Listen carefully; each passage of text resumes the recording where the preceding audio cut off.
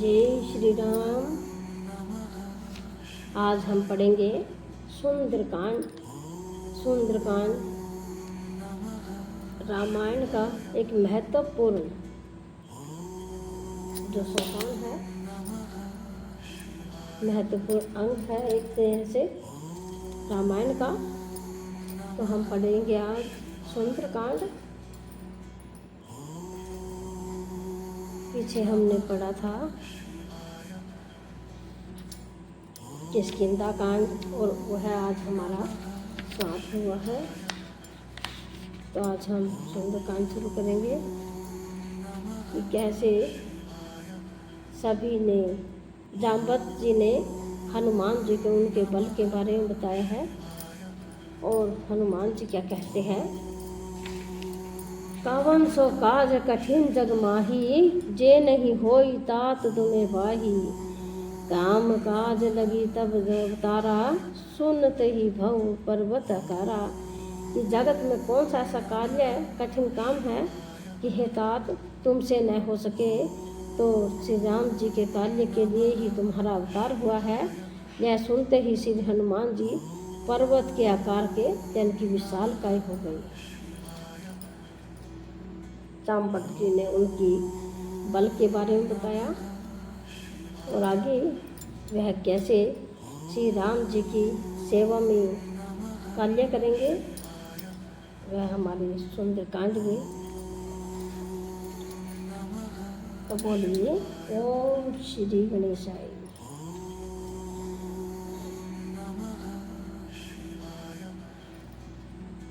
ओम श्री गणेशाय नमः। श्री जानकी वल्लभो विजेतये, श्री रामचरित्र मानसम। पंचम सोपान सुंदरकांड। शांतम शाश्वतम प्रमेयघम, निर्वाण शांति प्रदम। ब्रह्मा शंभु फणीन्द्र सेव मनीषम। वेदांत वेद विभुम, रामाख्या जगदीश्वरम। सुरगुरुम माया मनुष्यम हरिम, वंदे करुणाकरम रघुवरम। गोपाल चूड़ामणिम। कि शांत सनातन अप्रमेय प्रमाणों से परे, निष्पाप मोक्ष रूप परम शांति देने वाले ब्रह्मा शंभु और शेष जी से निरंतर सेवित, वेदांत के द्वारा जानने योग्य,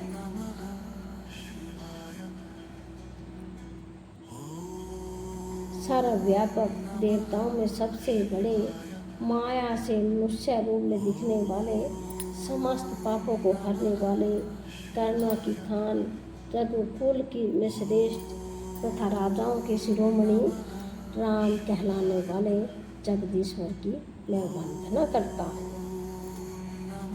नान्य सिरे पहाड़ रघुपते हृदय समीदिये, सत्यम वदामि जय भावन खिलांतरात्मा। भक्तिम करयंच रघुपुनव निर्भाम में, कामादि दोष रहित कुरुमान संचय। हे रघुनाथ जी, मैं सत्य कहता हूँ और फिर आप सबसे अंतरात्मा ही हैं, सब जानते ही हैं कि मेरे हृदय में दूसरा कोई इच्छा नहीं है कि हे रघुकुल श्रेष्ठ तुम मुझे अपनी निर्भय की पूर्ण भक्ति दीजिए और मेरे मन को काम आदि दोषों से रहित कीजिए। अतुलित बल धामम हेम शैलभदेहम, तनुज वन कृशाणुम। ज्ञानी नाम गरयम, सकल गुण निधानम। वानरामधीशम, रघुपति प्रिय भक्तम।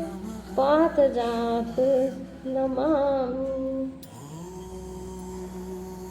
कि अतुल बल के धाम सोने के पर्वत सुमेरु के समान कांति युक्त शरीर वाले दैत्य रूपी वन को ध्वंस करने के लिए अग्नि रूप ज्ञानियों के अगर न संपूर्ण गुणों के निधान बानुओं के स्वामी श्री रघुनाथ जी के प्रिय भक्त पवन पुत्र हनुमान जी को मैं प्रणाम करता हूँ।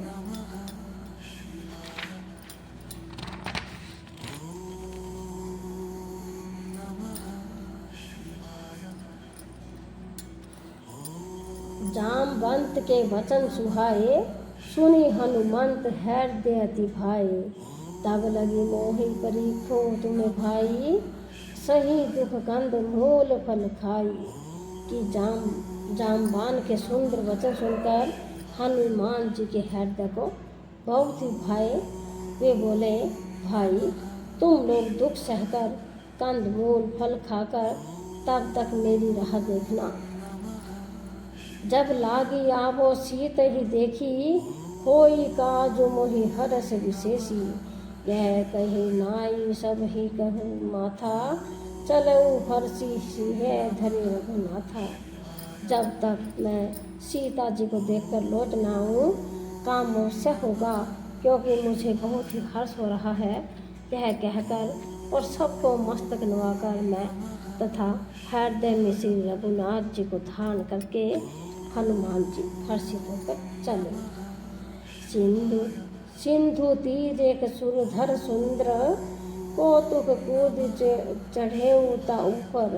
बार बार रघुवीर संभारी कर केऊ पवन तन्य बल भारी। कि समुद्र के तीर पर एक सुंदर पर्वत था।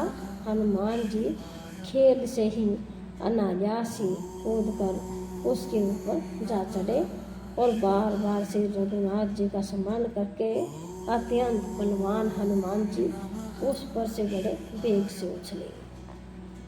जे ही गिरी चरण देह हनुमंता चलऊ सोगा पाताल तुरंता। जिमि अमोघ रघुपति करवाना एही भांति चलऊ हनुमाना। कि जिस पर्वत पर हनुमान जी पैर रखकर चले, जिस पर से वे उछले वह तुरंत ही पाताल में पहुंच गया। जैसे श्री रघुनाथ जी का मुखबाण चलता है उसी तरह श्री हनुमान जी चले। जल निधि रघुपति दूत विचारी मैं नाक होई ब्रह्महारी। कि समुद्र उन्हें रघुनाथ जी का दूत समझकर मैनाक पर्वत से कहा कि हे मैनाक, तो इतनी थकावट दूर करने वाला हो, अर्थात अपने ऊपर इन्हें विश्राम दे। हनुमान ते ही परसा कर पुनि कीने प्रणाम। राम काज दिने बिनु वो ही कहा विश्राम। मंगल भवन अमंगल भारी प्रभु सुदशरथ अजर बिहारी। राम सिया राम जय जय राम। कि हनुमान जी ने उसे हाथ से छू दिया, फिर प्रणाम करके कहा, भाई श्री रामचंद्र जी का काम किए बिना मुझे विश्राम कहाँ। जात पवन सुत देव है देखा, जाने कहूँ बल बुद्धि विशेषा। सुरसा नाम अहि के माता, पठई आई कही ते ही बाता। देवताओं ने पवन पुत्र हनुमान जी को जाते हुए देखा। उसकी विशेष बल बुद्धि को जानने के लिए परीक्षार्थ उन्होंने सुरसा नामक सर्पों की माता को भेजा। उसने आकर हनुमान जी से यह बात कही। आजु सुरसा मोहि दीन अपहारा, सुनत वचन कह